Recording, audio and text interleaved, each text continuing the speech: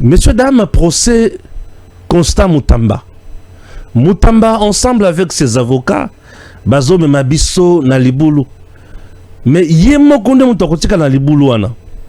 Sans le savoir, Mutamba s'est décidé, ensemble bien sûr avec ses avocats, où ils se sont décidés de ne pas répondre aux questions soulevées par la justice. Mais bah préférer bah kende, na ba dilatoire, na ba exception. Et aujourd'hui, bah même les scénario yasika.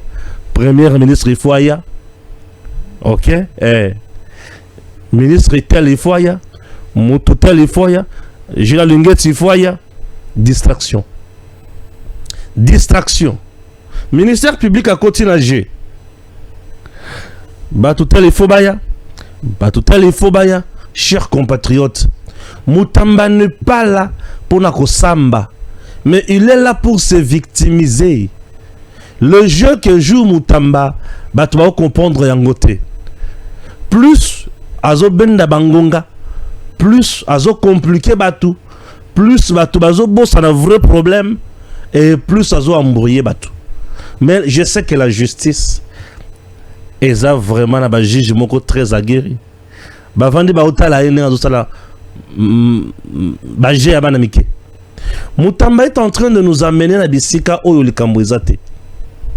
Atiki Likambona point X, mais Azom Mabiso na point Y. Il sait qu'il n'a pas d'argument. Il sait qu'il est tombé déjà. Il sait qu'il sera condamné. Mais Azon Mabiso na intention politique. Ba me ma première ministre aya pour aya ko saladine, pour aya ko sambanine. Ba me ma ministère ITPR aya ko salanine. Ba me ma XY ba ya ko salanine. Ministère public à côté albi, ba me melaye ba technicien to ba expert ya DGSMP, ba me melaye ba expert ya ministère. Ba me ma lisusu Naba la société privée ou faut qu'il va tongawana ce qui bazate. Mutamba est en train de créer un flou autour de ces dossiers. Mutamba n'est pas là pour nakosamba. Mutamba zobi mona trop malin. Mais en réalité assis à quoi? Puisque naba audience sur Salemi, Mutamba n'a rien produit comme argumentaire solide. Oyo et téléméli makambo nyonso parquet général près la cour de cassation. Et fondé la qui est. Mutamba est toujours dans les exceptions. Irrégularité des X, irrégularité à Y, et ceci et c'est la papa. Les solos allaient à 19 millions. Et ça, wapi. Et ça là qui awa, et comme awa nde, nengenin. Mutamba c'est assis à quoi. Mais, à comme ma biso na dilatoire pour se victimiser, à la qui s'abattre procès politique, nous avons le camboya simple. Ce qui est vrai, le soleil est si kotaki. Molili eza pour 100 ans la nubimité. Na Rwanda tout signé biloko bibale. Et le roi liboso accord de principe, déclaration de principe, tout signé na Rwanda. Il y a mis balé accord de paix. Ce n'est pas ça. On a signé l'accord de paix. Il y a mis ça tourné photo signé accord de paix final. Alors, déclaration de principe et accord de paix signé entre le Rwanda et la RDC. Parlement rwandais à prendre acte à l'ébut tondimi yango. Et nous le Kagame a tué yango na institution le billet abuka bunding. Wane si mangale société bilonyo sobozala na makambo singeza na kingo mutunyoso po awa ba signise biso biloko yo. Batunyoso ba yebake désormais to kosala soso bituma na Congo te. C'est ça. Boye bisa batunyoso désormais to kosala bituma na Congo te. Kolo bitumba ezali Rwanda. Les alliés M23 te. Pour M23 les alliés quoi Rwanda. Zela yoka ba sanction kala mingite. Na bibi sika na mayo. Makamo makase dazo banatsko yango. Yoka ngabie. Tout ce que le M23 dit, AFC dit, et ça pour la consommation de la population. Objectif la bango ezali moko, désorienter la population congolaise. Kola ki sabango que Tshisekedi a vendu, Tshisekedi a trahi, Tshisekedi est à genoux. Mais moi je vous dis, Tshisekedi n'a pas trahi, Tshisekedi n'est pas à genoux, Tshisekedi n'a pas vendu le Congo, Tshisekedi a récupéré le Congo dans les mains des envahisseurs. Yokanga bien. Toutes les revendications du M23, Tshisekedi a aussi à ta mon côté. nazo banda eloko ali bosso balobaki Tshisekedi aza illégitime illégal, n'est-ce pas? Balobaki Tshisekedi aza na ba arrestation arbitraire bango bazana bato o Tshisekedi azo kanga te Tshisekedi alobaki tant tozo kanga bato non bazo kanga bato bato na bazana biso te mais bolobiki bazo kanga bato bazana bino te. Alors vous réclamez une liste de 700 personnes bato bozo réclamer wana bakanga ki bango côté nini? Vous comprenez déjà? C'est-à-dire il y avait plus de 700 mercenaires arrêtés sur le tendu du territoire national, jugés dans la procédure à flagrance, et dans la Kinshasa, et dans la Goma, et dans la Bukavu. Mais oh bango tokangaka na Bukavu, bango babimisaki bango na prison à Munzenze. Là où Kagame et ses militaires sont allés violer les femmes et les calciner par la suite. Et ça vous makamboana na prison à Munzenze M23 a violé Bassi et puis a tumbi bango. Et moi j'en ai boyi bango te. Ba violé pe ba tumbi bango. Ce n'est pas fini. M23 tant oiseau c'est pour diaboliser Tshisekedi. Bah ils ont réclamé 700 prisonniers. Est-ce que les 700 prisonniers ont réclamé wana? Topesi bango ata moko et simbite.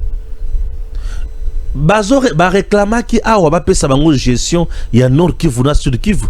Bazu yango te. Makelele, baolo kalipa, baolo kambongo, miyibi, suka baki kopiye na baati mutu na bango.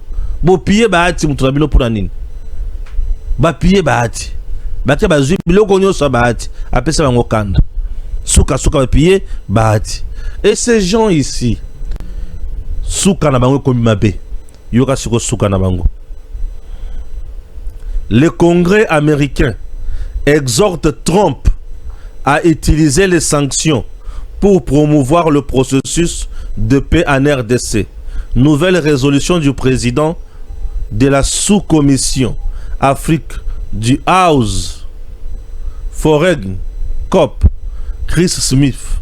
Les États-Unis devraient sanctionner les acteurs corrompus, les groupes armés, y compris le M23, le FDLR et l'EDF pour leurs atrocités, crimes de guerre et crimes contre l'humanité. Congrès américain en réalité a indirectement na Donald Trump. Malgré Kagame a signé ensemble avec son gouvernement, avec la RDC, mais vous devez d'abord les sanctionner. Puisque si on sanctionne M23, on sanctionne AFC, on sanctionne FDLR, EDF, on a sanctionné Kagame. Au niveau États-Unis, donc Trump, quand on a un processus, quand on a une pression, tout le monde est jeune à Bango. Et j'ai jeune qui toko pour Nabis. Tous les bêtises à Rwanda Toro. Banda ballon zo kabola ma Rwanda zo ballon na makolote. Ba obeti sa Toro. Ballon zaka na makolola biso. Tout le monde est nini. Les États-Unis, baya kanzela mokote. Baya kabanzela est belé. Je vous explique. Babanda ki nzela ba journaliste ba zo sala ba enquête. Ba la kisi na ba reportage. Nenge Kagame kotaka na Congo. Trump a ebisi omoni nenge kotaka na Congo. Tolale tolamuki ba ONG baye. Ba la kisi nenge azo sala ba exécution sommaire. Nenge azo boma ba Congolais. Nenge sala ba crime na Congo. Ba la kisi Kagame omoni nenge sala ki ba crime na Congo. Tolale tolamuki toyoki ba expert baye. Ba lobi il pille. Il a annexé le Congo. Il a fait ceci. Il a tué. Il n'a pas une armée. M23 n'a pas une armée. AFC n'a pas une armée. C'est l'armée rwandaise qui opère. Et Kabila, Kagame a 90% surtout. Baki plus loin, Katumbi, Kabila et les autres, tous font partie d'un groupe wana rebelle. Donald Trump a yébissé Kagame, tu vois. Et au moment où je vous parle, Trump a banni ko yébissaye. Comment une guerre de 31 ans, toi tu as tué plus de 8 millions de Congolais. Kagame avant de tout. Mais nous sommes là en train de chercher la paix. Vous me parlez tout simplement de Namaramosous. Trump a zo beta ebilo kwana pona ko lakisa yeke bioso to sala oyo. Comment na biso ba mbendrete. Po to zana makambo no nyoso na maboko. O kufa kalate. Nde bomoni Kagame azo accélérer pour un coup d'état na Congo Trump peut accélérer SIA. Nanani. Na FBI. Bobi misa liste ba corrompi nyoso et pas Tshisekedi. Ba généraux mulongo tobo. Soki sobo soki nini. Baza ebele mulongo singama tembele. Ebele. Basi ba bimi o Trump passé Tshisekedi. Ozomona ba oyo baza na Kagame. Posa na bango mutu na yo. Ndengo za wana pesa ngai bango. Bazo kanga bango na silence moko. Ezaka oyebo balaki sur téléphone. Omoni. Oyebo bakangi. Omoni. Oyebo bakangi. Lorsque vous voyez maintenant le Congrès américain. Le Congrès américain travaille toujours avec le président américain. Ne vous en faites pas. Chez eux, il y a une structure autonome. Il y a une décision pour l'intérêt américain. Le Congrès américain ne peut jamais frapper là où les États-Unis ont un intérêt. Le Congrès américain, ce que vous l'en dites bien, a ciblé Banani, AFC, M23, EDF, encore qui FDLR, tous des Rwandais. FDLR sont des réfugiés rwandais que Kagame a enrôlés pour créer l'insécurité chez nous et créer pseudo-insécurité chez lui. EDF, c'est un groupe terroriste ougandais que Kagame nourrit chez nous. Voyez? AFC M23, Eza Polele. Bako Betama Liwa. Imaginez qu'il y a une résolution. Les résolutions américaines, les résolutions en direct. D'un côté, ok, c'est bon. It's good. Mais de l'autre côté, il y a ce que tu as mis la côté, il faut résister. Quand on a des bino, et bazo beta bino pour fragiliser bino davantage. Ba obo bino moral. Voilà RDC a avancé. RDC a percé. Et tu sais que Dieu a sécurisé. Et le Congo se prépare pour jouer son nouveau rôle. Il y a un nouveau leadership pour nous conserver avec une gestion rationnelle. Boyo kakamu pepe oyo nanga zo lobala tongo midi pourquoi te nanga se trompe. M23 oh M23 mutozaki muto ba discours na ba stade akangi nzela mabe akangi batunyo so mabe na stade oh lelo azoko ka kile stade te bakumi batie caméra lokola ngai batie caméra bandi koloba batie caméra bandi koloba c'est bien bino boza bato mandoki boza bato boloba kate bino bo beta mandoki tongo na ke mobali site na bino mandoki ko beta mawapi ba militaire rwandais baza impayé nanga déjà encerclé ninga zawana alingaki kima ke na Nairobi Kagame abisi to kufa biso nyonso longwa okendo kendo wapi yo zaka pembe na ngaya yo ngana zako to yo zakuna mutozo kendo wapi vanda wana Kagame akimi Kabila akimi mo muki akena na Côte d'Ivoire na ebite soki asazongi déjà kuna. Les sanctions visent à neutraliser une force négative. Les sanctions visent à contrôler bato. Et tant bazo frapper bino bongo, bazo affaiblir bino, nde ba yeko pesa bino tant que si vous voulez négocier maintenant normalement na biso bo négocier. Ce qui bobo yiko négocier na biso bon vendre. Na yoki lettre moko pe côté na cour constitutionnelle pour le kamotali nationalité à Kabila. Côté ko soka la na yebi. Côté ko soka la na yebi. Bozela.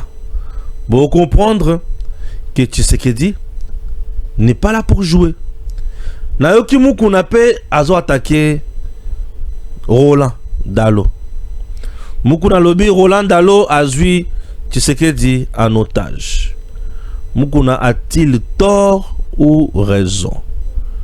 Ok. Mukuna. Non, il y a Mutu en otage. Mukuna le but Tshisekedi a zui Roland Dalo a zui Tshisekedi en otage. Il y a un tuna Mukuna. Azana tort, ton a raison. Ngai, bon dimanatanga. Pona yeba. Parce que makambo oyo azana raison azana tort nalinga kenela ngo musika te nalinga kotanga natangi na comprendre. L'évêque Pascal Mukuna accuse l'église Philadelphie de prendre en otage le chef de l'État Félix Tshisekedi. Tu as affiché ça, non? Merci beaucoup. Pascal Mukunana et là que ça la place oyo eza likambo ya pasteur, qu'est-ce que je peux dire, eza likambo ya jalousie entre les hommes de Dieu. Il y a une jalousie nazaka par moment na passe ya koloba bato mususu ba homme de Dieu mususu ba homme de Satan et consort nazaka na passe, mais il faut na départager moi bango moke analyse na po bato batuni nga Stéphane olobini buchaka kana ba confusion moko boye ya basali ya Nzambe ba yelukanga ba problème. Mukuna et Roland Dalo tous deux zolo baza ba homme de Dieu ngai moyena juger bango ezate, mais to contre na makambo o ezolekana. Le président Tshisekedi azamutu oyo akoki kokende kosambela bisika lingi eloko liboso eloko amibale asambelaka epai ya Roland Dalo. C'est toute une grande communauté et bisika asambelaka wana aza na foi na ye kondima na ye eza wana. Bon aza mokonzi bandeko na ye na molimo soki batangi baza na bakompetence ya kosala mosala bakoki konome bango te bakonome bango tosalaka semblante soki ezalaki yo nde président azalaki na église na yo akonome mpe bato ya église na yo bafrère na ye bakonome bango moto akosabino te. Bolamu wana entre le frère et salemaka est-ce qu'anome bango na baposte nini anome bango na makambo na ye mpe na makambo mosusu oyo ekokonome soki anome membre ya église na ye na cabinet na ye cabinet des affaires privées a nommé où est le problème, où est le problème. Ceux qui ont nommé bango va conseiller a nommé bango na ba entreprise bango bazo mérité pour baza Philadelphie baza ba frère na ye oui ya nommé bango on peut monter et descendre à nommé bango. A-t-il nommé une partie ya gouvernement ka ba membre de Philadelphie te c'est quoi, qu'est-ce que vous voulez? Qu'est-ce que vous voulez? Mukuna veut nous donner quoi comme leçon? Lui, quand il était avec Olive Lembe, c'était bien. Tant on va bébana, il y a combien de problèmes? Azo tirer sur Kabila, c'est un problème. Ah, moi, je vais au Kabila, nyo comme mingi. Betela Kabila, ma boko, ezambu konate. Ezambu konate. Ba bébana Kabila, et comme makamusus. Non. Je ne vais pas entrer dans ma vie privée na bango, oh ya salaka na moi c'est na mutuka, oh ya salaka na non non, je ne vais pas entrer là-bas. Mutuna mutu sala ba cop na ye, na ba sentiment na kimobali. Mais pasteur Roland Dalo ne mérite pas humiliation dans ce pays. C'est un homme de Dieu crédible qui fait correctement Moussa Nzambe et c'est fini. Il est le seul peut-être qui dénonce même gouvernance ce qui est boité, il y a moi na ya molimo. Roland Dalo. Roland Dalo fait partie ya bato basambeli Nzambe. Pesa mokonzi ba conseiller malamu po miyibi tolembi. Eza prière na stade de martyr. Roland Dalo. Na ya sala prière lokola wana. Na ya sala prière ya bato balembi miyibi na tango Kabila.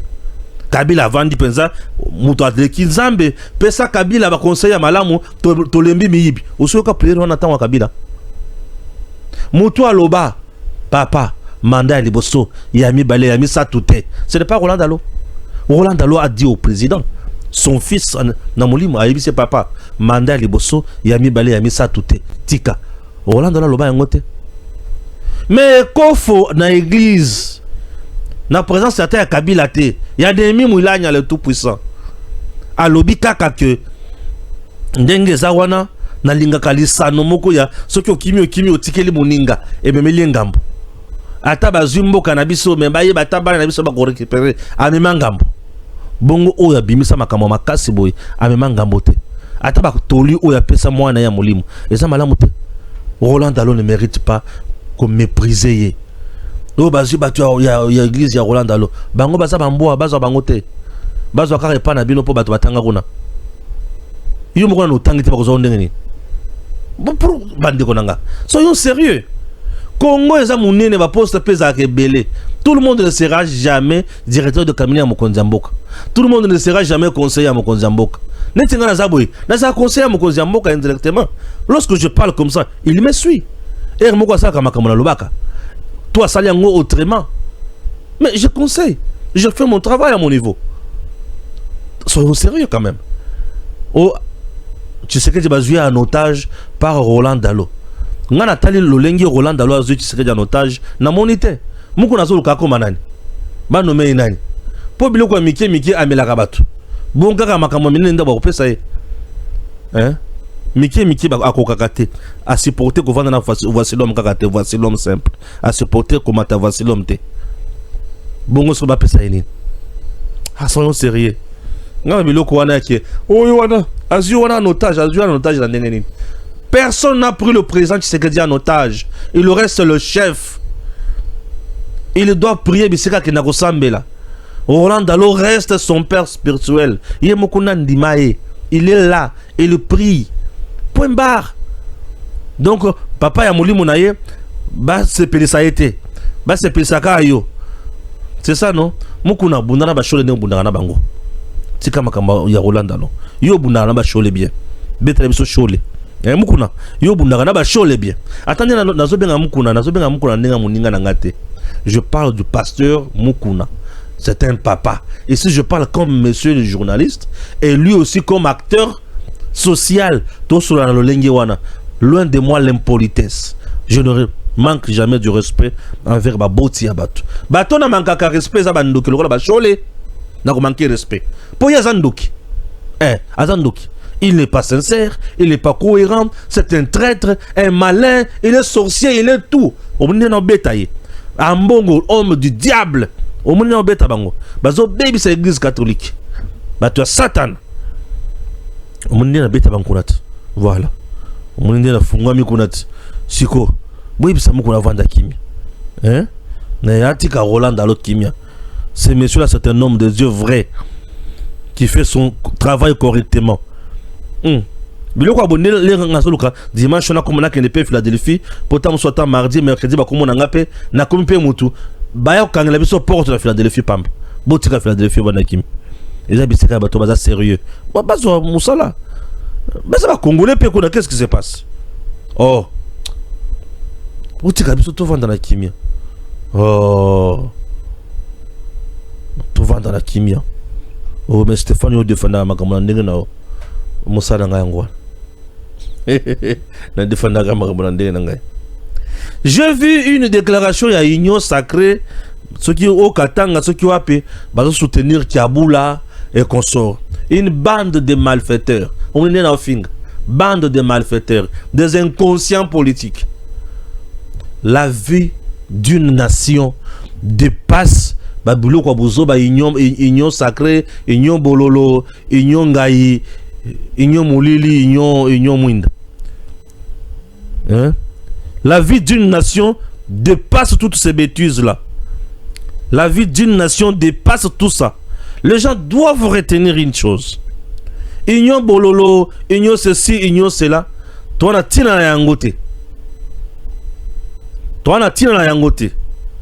Là, je suis en direct en train de vous tourner cette émission. Ça avec objectif, messieurs, dames, je suis là. Tous en tina bilo kwa Union Bololo, Union Ngaï, tous en tina na yangote. En RDC, nous avons besoin du président Tshisekedi. Kiaboula est cité dans le dossier Kilikili. Laissez les autorités de l'État basala musala na bango. Ba pression bête wana na société na yangote. Union c'est union c'est là. Donc au nom de l'union sacrée vous appuyez quelqu'un. Si aujourd'hui Babimisi vérité, balobi qui effectivement Kiaboula et avec M23, union sacrée comme ça comme déclaration. Pour aussi au sali à Liboso. Si aujourd'hui Babimisi preuve, balobi il était là comme homme orchestre. Il y a Kabila Nananga. Qu'est-ce que l'union sacrée dira? Donc Bosangani, après avoir été corrompu, pour commencer à nous polluer, dans ma déclaration bête, union sacrée, il n'y a aucune association qui est au-dessus des institutions de l'État. Chaque institution doit faire son travail. Chaque autorité doit faire son travail. Et nous se fait tous à Mibeko. Et ceux qui m'ont tous mis côté, aïe à Kozouana et Tumbu. Kiaboula basambi saye ba yokaye. Ceux qui ont un problème te azongi, bazongi c'est pour gouverneur. Tout ça que nous faisons, ils ont des commentaires. Tu lobby, tout ça, des commentaires. Tu as mis beaucoup yamboka. Tu dénoncer comportement. C'est tout. Mais au-delà de tout, Balamang, je ne suis pas juge, ni tribunal, ni cour, ni qui. Nous sommes là, ils ont point de vue, ils analyse. Ce qui est simbi, est simbi. Ce qui est simbité, simbité. Stéphane, on dit on le bakawana. Ce qui est balongoli mutel na musalate. Balongoli pour na mbeba na ye. Balongoli pour na lobité. Neti mukozambo ka mikolo. Asia timbeli ba député, na ba ministre. Au bas de ça, la propagande pour baser en gouvernement. Non seulement tu étais bête là-bas au gouvernement, tu n'as rien foutu. Tu étais incapable, un inconscient, un incompétent. Les gens commencent à la publicité pour nommer les ressources. Pour le gouvernement, il y a des gens qui ont maman nabino pour vous vendre la kona bosalaka buzoba na famille nabino. Wani ni wana. Cher Congolais. Tout le monde a bilo ko na te. Mutoko sabiso sous-souté. Mutoko sabiso de sous-souté. Le Congrès américain exhorte Trump à utiliser les sanctions pour promouvoir le processus de paix en RDC. Les États-Unis devraient sanctionner les acteurs corrompus. Ah, non, tu entends déjà. Ah oui, hein? On va sanctionner. Ah, mingi ba généraux ne ba okende. Eh, belé ba généraux ba yoka somo. Ba kozwa mama na sanction. Ah, ebele ba kosuka. Encore mikolo. Ah, mikolo ba toza empoisonné trop. Ah, Dirkab ya ministre Zaki empoisonné. Ah, ministre Mutamba. OK. Na yoka ki sango wana ki Dirkab na Zaki empoisonné. Bon bino pe ba poison bazo soigner ngona batu ya Esta. Ebele ozu mama poison ke na Turquie. Osali na Turquie. Vanda ba soigner yo. Na Turquie ozu osali. Siko ke na Turquie okati moto. Monke matero ba avion a Pamba. Ne siko vanda wa. Osala makambo motuya. Yo préféré okende ailleurs. Moni côté bosoki. Et ce qui m'a bien. Et ce qui n'est pas mon côté. Vous ne le voyez pas. Ça fait mal. Bon, paix à son âme. Oui, ok. Au Katanga, l'Union sacrée réaffirme son soutien total au gouverneur élu Jacques Aboula Katou face aux tentatives de déstabilisation. Léo Katanga ne reculera pas. Les acquis doivent être consolidés, non sacrifiés au profit d'ambitions personnelles. Kaboula incarne la stabilité, le progrès et la fidélité à la vision du chef de l'État qu'il a trahi et qu'il a voulu tuer. C'est ça, non? Somo. Mboko yo Congo. Congo? Ah, hey. Congo bato baza na lolenge moko ya ko raisonner. O mituni o milome oyo bazo raisonner biloko ya saleté boye uti wapi. Il faut bazo raisonner ndenge wana po bazo mbongo. Ambesali na koboma. Mais lelo akomi ngembo Joseph Kabila, lelo akomi ngembo Félix Tshisekedi akota na bokonzi na nzela ya maponomi. Et lelo bato nyonso bamoni mokili mobimba ke azalaki na nzela ya nzambe e babluki baboma ye lolenge nyonso bakokite. Pona nini Joseph Kabila aboma ba ex-phase nyonso? Est-ce que bato bayebaka histoire ya ba ex-phase? Est-ce que bato bayebi armée au musée Laurent Désiré Kabila azalaki na yango? Est-ce que bato bayebi capacité ya armée wana oyo Mobutu azalaki nango na mboka oyo? Mais Joseph Kabila a tué tous les ex-phases. La majorité des ex-phases mususu bakima mboka bakenda eseka mususu. Pona nini Kabila Joseph aboma ba ex-phase ebele? Pourquoi aujourd'hui M23 n'a pas su réclamer biloko ebele pa ya Mundele, mais ceux qui bazongi na Goma nde biseka bazo sala ba déclaration tapageuse, bazo pesa biso ba leçon de ya gestion, bazo pesa biso ba leçon ya gouvernance. Mais tango bazana Doha, tango bazana niveau ya Washington, mundu utozo fongola monokote. Ba processus union sur sale malelo. Vous pensez que Tshisekedi va échouer? Est-ce que les lois va comprendre que Kagame assis à Fukami à l'obi qui est hier Kubunda de Soute? Est-ce que va comprendre le Kwan? Je vais vous révéler quelque chose. Batunion so oyo bazali cité na dossier ya coup d'état raté mokonzi akolimbisa bango to akolimbisa bango te. Biso peuple congolais tolingi mokonzi mboka sala nini? Messieurs dames, Tshisekedi auti pa ya nzambe. Et lokola auti pa ya nzambe to yebisa nini? Monsieur le président, chers compatriotes, plusieurs campagnes de diabolisation et bandi. Et l'élo M23 bimisi arme nae ya souka pour dire que il y a plus de 4000 à 6000 militaires. Il y a RDC, ou bakomi M23, ou bafutamaka comme FRDC. Messieurs, dames, je suis là pour recadrer un certain nombre de choses. Et la plupart de so mokonzi pour ça qui pembeni naye. Majorité va trahir, va conseiller va trahir, directeur de cabinet a trahir. Moutouali Bosso a trahi ça Tshisekedi c'est Kamere, directeur de cabinet. Moutouali Bosso a trahi Tshisekedi c'est Kamere. Et Moutouali Bosso Tshisekedi ba kangi na procès boye a koti boloko c'est Kamere, na famille na ye na ba neveu na ye na ba nièce na ye na ba na batu oya abokolaka. Moutou oya trahi ça Tshisekedi ali Bosso c'est Kamere. Est-ce que bato bayibaka? Tango asali ke eloko babengi 100 jours et simbate objectif na ezala kinini Tshisekedi akoya bato bayinaye bato mona ye pamba.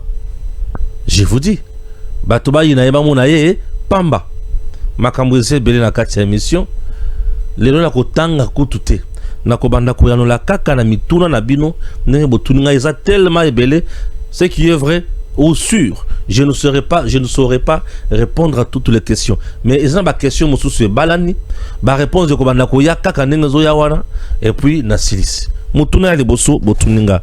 Ndeko Stéphane bonjour. Nazoloba pona kangi bela mutu. Nazo kende. Ndeko Stéphane bonjour. Yebisa biso pourquoi Tshisekedi aujourd'hui Kabila a bon ba ex-phase Nyonso. Kabila a tué tous les ex-phases. La majorité avait ex-phase puisqu'il avait peur. Les ex-phases et belé, bazaba militaires formés sous Mobutu et belé bakenda ba formation ya ndenge na ndenge. Et ba bunda bitumba ya solo ya ndenge na ndenge. Et on avait une armée qui était capable ya kokenda ba pays africains ko bunda pe ko zonga na Congo. Et bah tu faut pas retenir que tozaki na ba soda na biso o bakenda ko bunda tina ba guerre ya 40-45. Ba guerre, deuxième guerre mondiale. Ba militaire na bunda yango. Nous avions une armée où il bunda ba guerre à 80 jours, ba guerre à autant de jours, où il kenda et contacté dans Rwanda et bunda bisike belé. Cette armée avait une expertise. Elle avait une formation Yamakas et la maîtrise ya Congo. Joseph Kabila, Mouzé Tangakoti était accompagné des Rwandais et des Ougandais. Batouana bazaki na formation à Malongate puisque c'était des gens ramassés. Et Mouzé avait peur de tous les ex-phases puisque abanda ko contrôler bangote. Amoni ke ba melaki Mobutu mingi. Mouzé avait une haine contre Mobutu. Babandi ko lukisa ba ex-phase ebele, misusu ba kima, misusu ba kanga bango, ba boma bango. Une erreur monumentale puisque l'armée n'appartient pas à un individu mais elle appartient plutôt à un État. Le fait de tuer les ex-phases était une erreur. Mouzé était accompagné des étrangers au Bayeba qui force avec ex-phase. Et il fallait les effacer pour Badondwa. Et M. Sobakim. C'est comme ça, bah effacer avec ex-phase. Joseph Aye, il avait aussi une mission. Ne pas doter la RDC d'une forte armée. Vous comprenez? Bah sa RDC armée à ma capacité. Yangonde sala ki Mouzé et Joseph avant d'ana batunaye n'enga vandaki da bango. Kabila a humilité pour à côté de 2001 tant abomi Mouzé Laurent de Kabila yena Rwanda. 2 ans ou vers 2003 to bandi na makambo ya 1+4 presque 2 ans après ou 3 ans to bandi 1+4. 1+4 tobandi yango mbala moko avec mixage brassage armée kobi kizoba zoba donc toujours sélection il y a armée africaine. La RDC a été dirigée par une sélection des armées africaines et il ne s'agissait même pas des armées, une sélection des gens ramassés sans formation C'était une alliance, il y a un groupe armé, tout comme ici en armée républicaine. Et chaque groupe armé avait Batounaye. Kabila Joseph Akinagate Aki, Tozu Tshisekedi. C'est ça la maladie que nous souffrons aujourd'hui.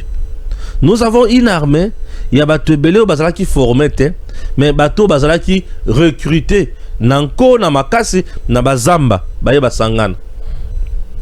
Mutu na coin na ye. Tango zoka M23 dire que biso tozana FRDC, bango bazana FRDC te. Bazana ba groupe armé. O ezalaki na katsa FRDC. Elungwe kaka na FRDC na teni na mandoki EKI bisiki ezalaki. Il ne s'agit pas de FRDC. Il s'agit de miliciens qui étaient au sein de FRDC. Ba miliciens.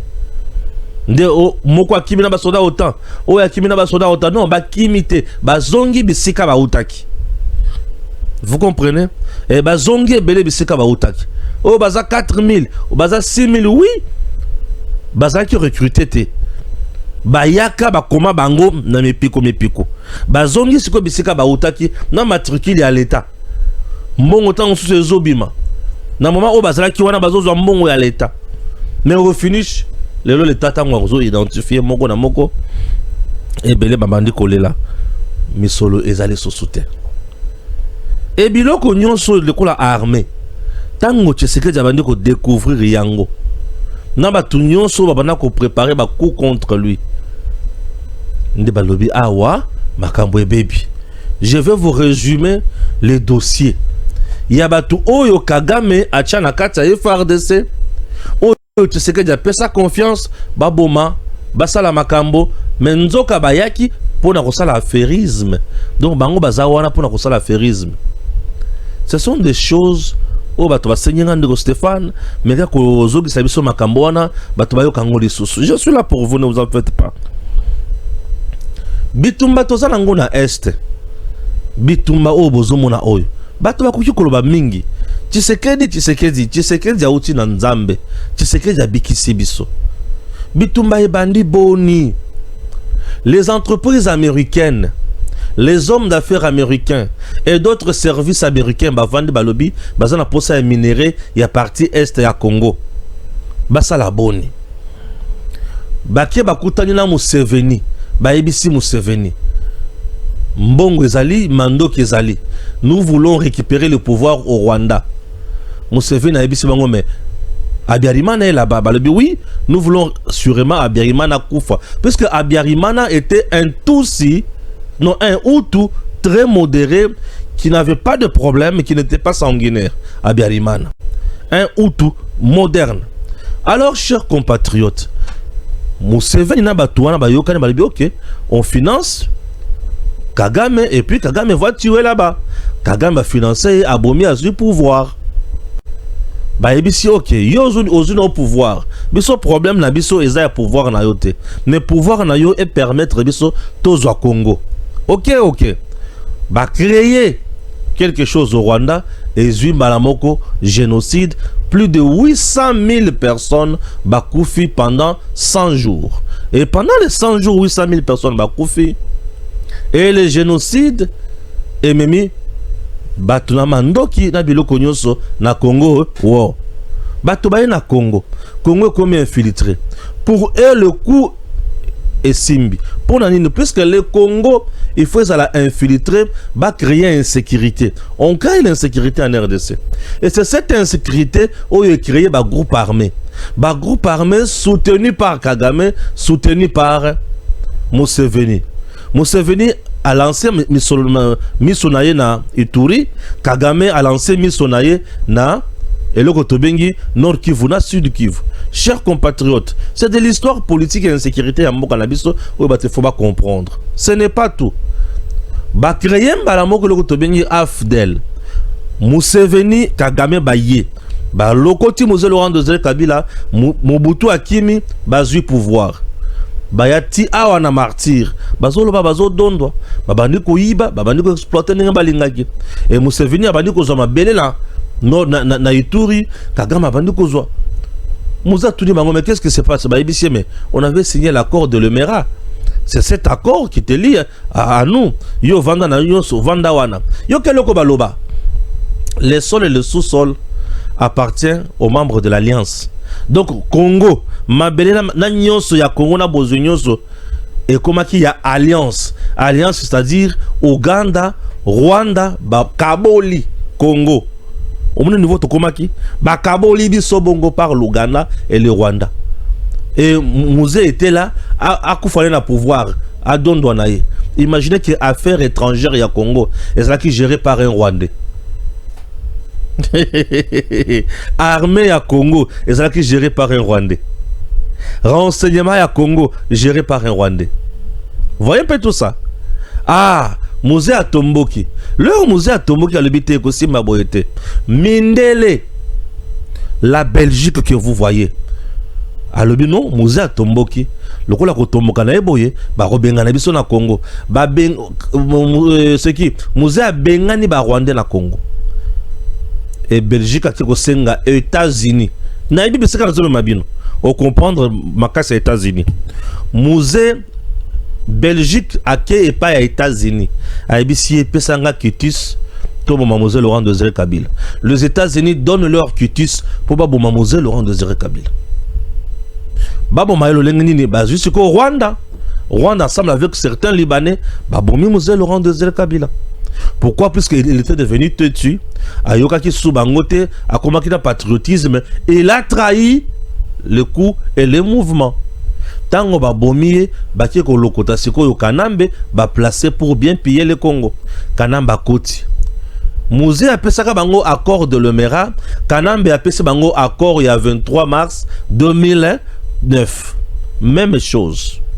Même chose. Et babandi ko évoluer. Ne tango Tshisekedi siko ayazu pouvoir. Kozwa Tshisekedi pouvoir, ba kanesa kika ke toko koncho na ko évoluer mutindo wana. Baningisi Tshisekedi bamuni kiaza kolenda babandi ko infiltrer ye nde ba tirer ba généraux ba créer ba conseillers ba créer ba hôtesse ba créer ba fille de ceci ba créer ba boy. On a piégé Tshisekedi na makambo ebele lokola ye pe aza na nzambe nde nzambe wana zo batela ye eloko yo zo batela Tshisekedi zakaka nzambe. Mutu ya mukili asi ya tika Tshisekedi. Mutu ya mukili asi ya trahir Tshisekedi. Mais Nzambe a tika ko trahir Tshisekedi. Dieu n'a pas trahi Félix. Pour ce qui Nzambe a trahi Saka Félix. Après Saka Félix ne serait-ce que mon Congo. Et Félix to soutien na cercle. Mais le ko la Nzambe alobi ngai nazana yo. Aïe aïe. Moyen bazo Tshisekedi ezate. C'est ça la grâce que nous avons aujourd'hui. Même complot on a babandi ko sala pona ko boma sikoyo Tshisekedi. Cette fois-ci le complot n'est pas orchestré en Belgique et aux États-Unis. Cette fois-ci c'est la France qui crée le complot ensemble avec Sassou pour tuer Tshisekedi et ça n'a pas marché. Il y avait un trio, la France, le Rwanda et le Congo-Brazzaville, deux pays africains plus un autre européen. Ça n'a pas marché. Pourquoi? Puisque la France n'a pas le pouvoir de la mort. Non. T'as la colonie française est belée. Hein? Bamboka ya Afrique. Et belée à France. Ba télémé la France mingi. Il y a encore le Jésus Nakosi. Ba pays est belé au France a colonisé. Ba télémé les mingi. Bazo bengana ba on a ko bengana bango. Mais bazo ko ko président wanate. Puisque la France n'a pas le pouvoir de la mort. La mort là c'est dans la main de Trump. Ba tu appelles ça kaliwa eza Trump, eza nani. Ou ya Russie c'est qui? Poutine. Bato apesa kaliwa bangoana. Nazo mausko esika. Tango tovandi Trump amoni ki awa siko na komi kuluka. Nazo abiloko eza mutuya pona ngai. Yoka niveau tozali. Il faut la signifier yango bien. C'est manaya kokota makambo ya M23. Trump amoni ki na komi kuluka biloko eza mutuya pona ngai. Biloko eza mutuya pona ba Américain. Biloko eza mutuya pona États-Unis na kozwa yango wapi. Abo kami swamoni yango na Congo. Atali malama amoni Tshisekedi pays wana zo ya nzela. Ayibisi Donald Trump na lokao. OK. Olobini tata. Tshisekedi ayibisi na zana minéré, maintenant na posa kimia. OK, lobana toyoka. Tshisekedi a lobby.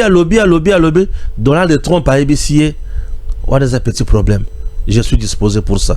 Ndebo moni, imaginez que Donald Trump, il envoie un mutu na mboka na biso nano nommé été ayona na mission officieuse ayena Boulos est venu ici d'abord na moment où Yazaki na nommé été et ça tu vois Mbala Bosso il est venu croiser Tshisekedi. Bon papa expliquer bien président Tininga on lobi na yenini Tshisekedi a ébicié ozomona loko ozomona minéré boy bino mutu boluka yango nga naza nango